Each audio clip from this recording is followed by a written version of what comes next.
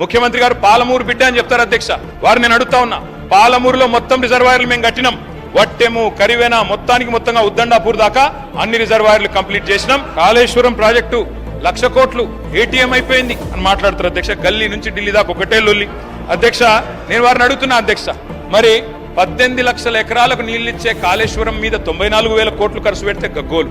మూసీ సుందరీకరణ విషయంలో ఈ మూసీ ప్రాజెక్టుతో మురిసే రైతులెందరూ, నిల్వ ఉంచే టీఎంసీలెన్ని, సాగులోకొచ్చే ఎకరాలెన్ని, పెరిగే పంటల దిగుబడి ఎంత, తీర్చే పారిశ్రామిక అవసరాలు ఎంత, కొత్తగా నిర్మించే రిజర్వాయర్లు ఎంత, ప్రజలకు కలిగే లాభం ఎంత, సృష్టించే ఆదాయం ఎంత తప్పకుండా చెప్పాలా. లండన్ చేస్తారా, న్యూయార్క్ చేస్తారా, థీమ్ పార్క్ చేస్తారా, థేమ్స్ చేస్తారా, మీ ఇష్టం.